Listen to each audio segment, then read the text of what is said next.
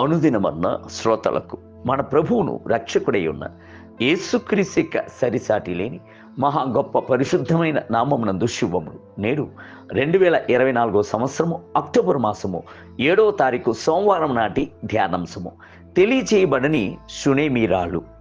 2 రాజుల గ్రంథము 4వ అధ్యాయము 8వ వచనమందు, ఒక దినమందు ఎలీషా షూనేమి పట్టణమునకు పోగా అచ్చట గనురాలైన ఒక స్త్రీ భోజనముకు రమ్మని అతనిని బలవంతము చేశాను. షూనేమీరాలు యొక్క పేరు ఏమిటో తెలియలేదు. షూనేమి అనుట ఒక పట్టణం యొక్క పేరు. ఎలీషా షూనేమి పట్టణమునకు వెళ్ళినప్పుడు అక్కడ ఒక స్త్రీ ఆయనను భోజనముకు రమ్మని మిగుల బతిమలాడెను. ఆమెకు పిల్లలు లేకపోయినను, భర్త మిగుల వృద్ధుడై ఉండినను, భర్త యొక్క ప్రేమతో ఐక్యత కలిగిందై జీవించుచు వచ్చాను. షూనేమీరాలు యొక్క పేరు మాత్రము కాదు, ఆమెకు భర్త పేరు కూడాను ఏమిటో తెలియలేదు.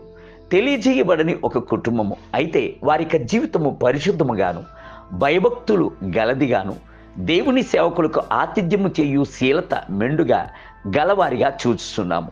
తెలియజేయబడని షూనేమి పట్టణమునకు చెందిన ఆ స్త్రీ దైవ సేవకుని తన ఇంట చేర్చుకొని తినుటకు ఆహారమును పెట్టి తన గృహమును ఇచ్చి ఇంకా మిగతా వసతులను కలుగజేసి ఇచ్చాను. యేసు సెలవిచ్చిన మాట, శిష్యుడని ఎవడు ఈ చిన్నవారిలో ఒకనికి గిన్నెడు చన్నీళ్లు మాత్రము త్రాగనిచ్చునో వాడు తన ఫలమును పోగొట్టుకొండని నిశ్చయంగా మీతో చెప్పుచున్నాను. మత్తయి సువార్త 10వ అధ్యాయము 42వ వచనం. షూనేమీరాలు యొక్క వాత్సల్యత గల ఆతిథ్యము ఎలీషా యొక్క అంతరంగమును తాకెను. అందుకు అతడు గేహాజీని చూచి, నీవింత శ్రద్ధాభక్తులు మా యందు కనబరిచితివి, నీకు నేనేమి చేయవలెను?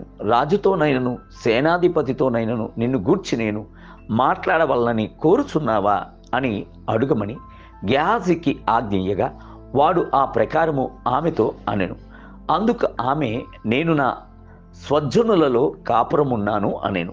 2 రాజుల గ్రంథము 4వ అధ్యాయం 13వ వచనము. అందుకు పిల్లలు లేరని ఎలీషా తెలుసుకున్నప్పుడు మరుసటి ఏట ఈ ఋతువున నీ కౌగిట కుమారుడుండునని ఆమెతో అనెను. అలాగునే ఆ స్త్రీ గర్భము ధరించి ఒక కుమారుని కనెను. ప్రభు యొక్క నామమునందు మీకు ఎవరైనాను ఆతిథ్యము ఇచ్చుచున్నప్పుడు అట్టి ఆతిథ్యమునందు మనసులో ఉల్లసించి నిలిచిపోక వారి యొక్క అవసరం ఏమిటని ఎరిగి ప్రభు యొక్క సన్నిధిలో విజ్ఞాపన చేయుడి. షూనేమీరాలు యొక్క పేరు గుర్తింపబడక ఉండినప్పటికీ కూడాను బైబిల్ గ్రంథమునందును ప్రభు యొక్క మనసునందును ఆమెకు ఎనలేని గొప్ప స్థానము లభించేను.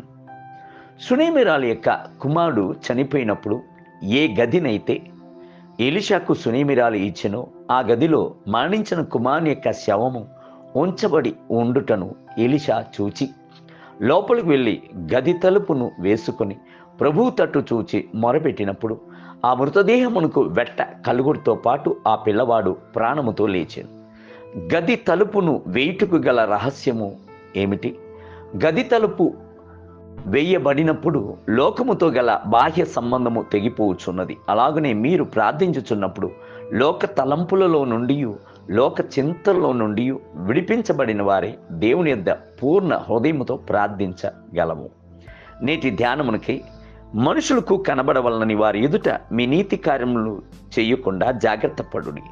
లేని యెడల పరలోకమందున మీ తండ్రి యొద్ద మీకు ఫలము పొందరు.